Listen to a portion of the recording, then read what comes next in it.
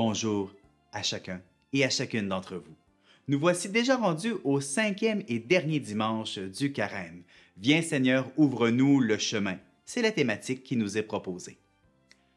Aujourd'hui, après avoir entendu et accueilli la parole de Dieu, tirée de l'Évangile selon Saint Jean, eh bien, nous recevrons comme personne témoin Madame Raymonde Richer. Elle est actuellement coordonnatrice de la pastorale paroissiale de la paroisse Notre-Dame de la Joie, située dans Shawinigan-Sud et Notre-Dame du Mont-Carmel. Mais au-delà de sa fonction de coordonnatrice, elle a une vaste expérience comme accompagnatrice spirituelle pour les personnes en fin de vie. Vous allez voir, elle a rencontré le Seigneur à de nombreuses reprises à travers cet accompagnement qu'elle offre dans ce temps si particulier de la vie. Après avoir entendu son témoignage, nous chanterons et nous prierons ensemble. Nous nous retrouverons ensuite dans 2 semaines, 31 mars, jour de Pâques, jour de fête, et nous recevrons pour l'occasion notre évêque, Monseigneur Martin Laliberté. Je vous souhaite un bon 5e dimanche, une bonne semaine sainte, et on se retrouve dans 2 semaines.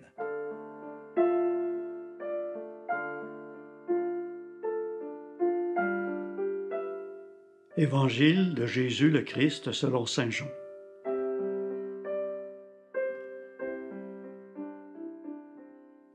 En ce temps-là, il y avait quelques Grecs parmi ceux qui étaient montés à Jérusalem pour adorer Dieu pendant la fête de la Pâque. Ils abordèrent Philippe, qui était de Bethsaïde, en Galilée, et lui firent cette demande: « Nous voudrions voir Jésus. » Philippe va le dire à André, et tous deux vont le dire à Jésus. Alors Jésus leur déclare: « L'heure est venue, où le Fils de l'homme doit être glorifié. Amen, amen, je vous le dis, si le grain de blé tombé en terre ne meurt pas, il reste seul. Mais s'il meurt, il porte beaucoup de fruits. Qui aime sa vie la perd. Qui s'en détache en ce monde la gardera pour la vie éternelle. Si quelqu'un veut me servir, qu'il me suive. Et là où moi je suis, là aussi sera mon serviteur. Si quelqu'un me sert, mon Père l'honorera. Maintenant, mon âme est bouleversée. Que vais-je dire? Père, sauve-moi de cette heure. Mais non, c'est pour cela que je suis parvenu à cette heure-ci. Père, glorifie ton nom. Alors, du ciel vint une voix qui disait: « Je l'ai glorifié et je le glorifierai encore. » En l'entendant, la foule qui se tenait là disait que c'était un coup de tonnerre. D'autres disaient: « C'est un ange qui lui a parlé. » Mais Jésus leur répondit: « Ce n'est pas pour moi qu'il y a eu cette voix, mais pour vous. Maintenant a lieu le jugement de ce monde. Maintenant, le prince de ce monde va être jeté dehors. Et moi, quand j'aurai été élevé de terre, j'attirerai à moi tous les hommes. » Il signifiait par là de quel genre de mort il allait mourir. Acclamons la parole de Dieu.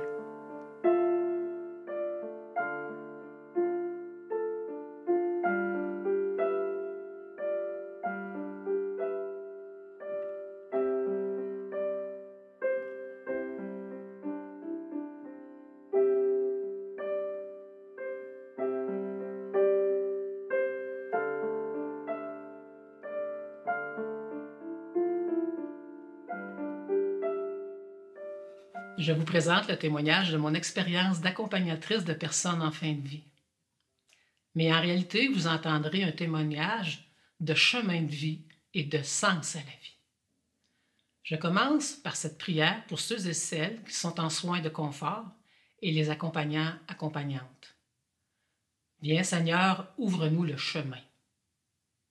Mon récit est en lien très étroit avec l'évangile de ce 5e dimanche. Si le grain de blé tombé en terre ne meurt, il porte beaucoup de fruits. Je ne vais pas relire le texte ici, faute de temps, mais je vais le dire autrement et j'espère qu'à la lumière de ce témoignage, qu'ensemble nous y reconnaîtrons le chemin du vivant. La parole débute par « en ce temps-là ». Aujourd'hui, permettez-moi de changer le temps pour « en ce temps-ci », car selon moi, cet évangile s'actualise dans l'accompagnement des personnes en fin de vie, puisque l'heure est venue pour ces dernières de se détacher, de se délier de ce monde pour la vie éternelle. Comme Jésus de Nazareth, leurs âmes sont bouleversées, elles vivent un coup de tonnerre, une grande crainte de l'inconnu. Pour ma part, lorsque j'accompagne, je suis souvent troublée avec elles, car avec elles, dans leurs espaces restreints, pour faire image leur sépulcre, puisqu'elles y mourront. Voici un exemple. Une dame en soins de confort n'ouvrait plus ses yeux depuis plusieurs jours. Un matin, je m'assois à côté d'elle. Elle prenait son petit déjeuner, toujours les yeux fermés.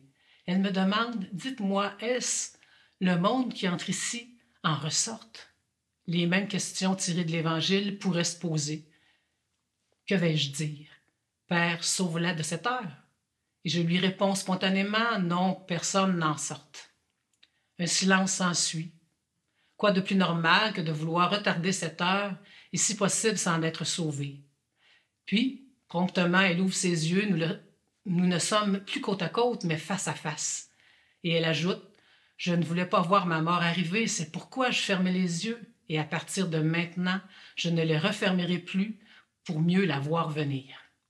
Comme vous savez, un jour ou l'autre, nous y parviendrons tous et toutes à cette heure-là et nous vivrons cette expérience pour la première et dernière fois.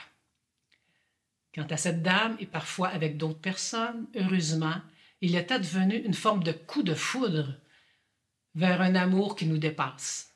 Le chemin avait été labouré avant notre rencontre par elle ou par d'autres. Il me suffisait juste de faire confiance, d'obéir à mon intuition, c'est-à-dire l'esprit, de dire la vérité au moment venu.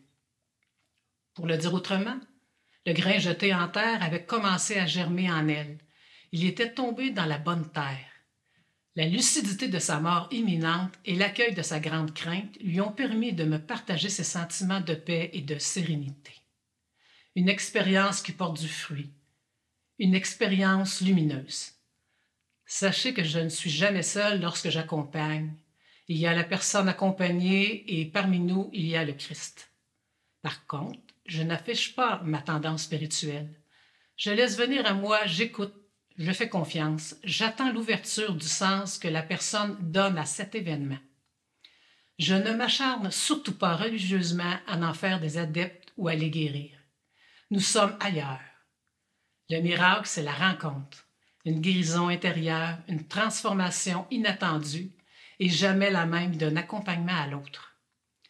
Je meurs souvent, bien entendu, et je me relève tout autant. Autrement, le chemin emprunté n'aurait aucun sens. Je crois que toute personne qui accompagne la fin de vie pourrait dire toutes ces choses dans leurs mots. C'est comme aussi lire le même passage de la parole. D'une fois à l'autre, elle me dévoile quelque chose de nouveau sur moi, telle une rencontre. Maintenant, à partir d'extraits des autres lectures de ce dimanche, je vous propose cette prière. Pour la première lecture, il est dit « Le jour où je les ai pris par la main ». À notre tour de prendre l'autre par la main. Dans le psaume, il est dit « Ne me chasse pas loin de ta face, ne me reprends pas ton esprit ». À notre tour de regarder l'autre face à face, avec amour. Dans la deuxième lecture, il est dit « Il a appris l'obéissance et est devenu la cause du salut éternel ». À notre tour d'obéir, de faire confiance, à la cause de la vie éternelle. Finalement, j'accompagne les personnes en fin de vie à partir du sacrement de mon baptême. C'est le sens que je donne à ce chemin, de participer avec l'accompagné au sacerdoce du Christ, à son prophétisme et à sa royauté. Comme Marie de Magdala, soyons les premiers, les premières à la sortie du sépulcre pour annoncer le vivant.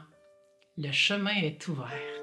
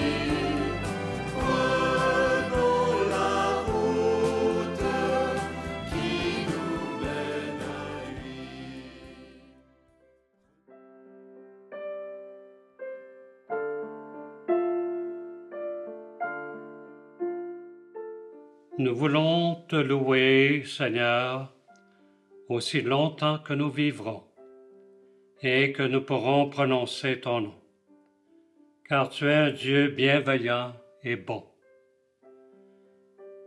Tu ouvres ton royaume à toutes les personnes qui mettent en toi leur confiance, à nous qui sommes malades et endeuillés, à nous qui sommes opprimés par le pouvoir, à nous qui sommes parfois affamés de pain et de justice, à nous qui sommes enchaînés à nos dépendances, à nous qui sommes accablés par le poids des épreuves, à nous qui sommes orphelins et privés de tendresse, à nous qui n'arrivons pas à faire le bien que nous souhaitons.